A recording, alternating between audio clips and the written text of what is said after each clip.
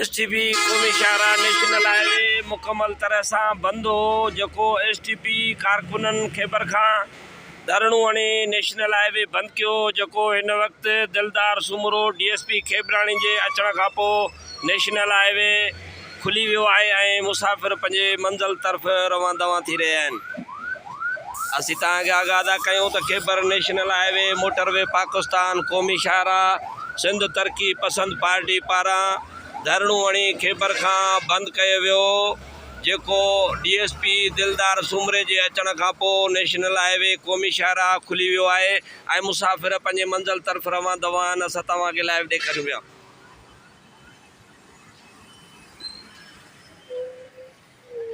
असां तव्हांखे आगाह पिया कयूं त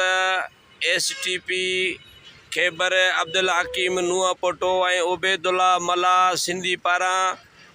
तरक्की पसंद पार्टी के प्लेटफार्म तां क़ौमी शाहरा नेशनल हाईवे एहतजाजन बंद कियो वियो जेको DSP खेबराणी दिलदार सुमरे के अचण खां पोइ नेशनल हाईवे रोड खुली वियो है ऐं मुसाफ़िर पंहिंजे मंज़िल तरफ़ रवां दवां। ये क़ौमी शाहरा नेशनल पाकिस्तान है।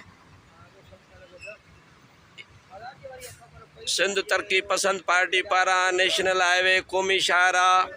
खैबर खां अब्दुल हकीम नूह पोटो ऐं उबैदुल्ला मला के अगवाणी में नेशनल हाईवे क़ौमी शाहरा बंद कियो वियो जेको DSP दिलदार सुमरो खेबराणी DSP दिलदार सुमरो के अचण खां पोइ नेशनल हाईवे खोलियो वियो है ऐं मुसाफ़िर पंहिंजे मंज़िल तरफ़ रवां दवां थी रहिया आहिनि। असीं तव्हांखे आगाह पिया कयूं त सिंध तरक्की पसंद पार्टी पारां अब्दुल हकीम फ़कीर नूह पोटो ऐं उबैदुल्ला सिंधी मला के अगवाणी में खैबर खां क़ौमी शाहरा नेशनल हाईवे ते STP सिंध तरक्की पसंद पार्टी के प्लेटफार्म तां नेशनल हाईवे के बंद कियो वियो जेको DSP खेबराणी दिलदार सुमरो के अचण खां पोइ बिल्कुल रोड खुली वियो है ऐं मुसाफ़िर पंहिंजे मंज़िल तरफ़ रवां दवां थी रहिया आहिनि।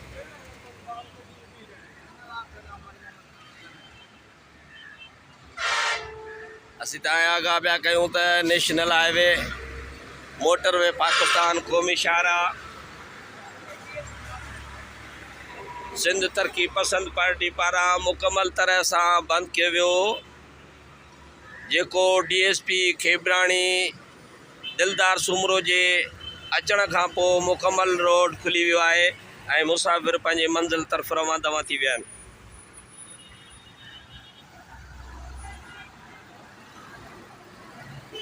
असीं तव्हांखे आगाह कंदा था हलूं त नेशनल हाईवे क़ौमी शाहरा मोटरवे पाकिस्तान सिंध तरक्की पसंद पार्टी के कारकुनन तरफ़ां अब्दुल हकीम नूह पोटो ऐं उबैदुल्ला मला के अगवाणी में national highway Khyber motorway Pakistan के एहतजाजन बंद कियो वियो हो जेको DSP दिलदार सुमरो के अचण खां पोइ नेशनल हाईवे मोटरवे पाकिस्तान खुली वियो है ऐं मुसाफ़िर पंहिंजे मंज़िल तरफ़ रवां दवां थी विया आहिनि।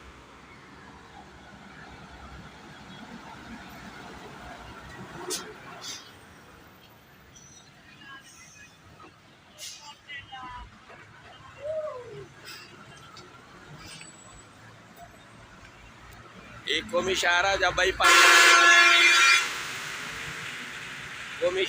ॿई पासा नेशनल हाईवे क़ौमी शाहरा मोटरवे पाकिस्तान खैबर खां सिंध तरक्की पसंद पार्टी पारां नेशनल हाईवे ब्लॉक कियो वियो जेको DSP खेबराणी दिलदार सुमरो के अचण खां पोइ नेशनल हाईवे मोटरवे पाकिस्तान खुली वियो है।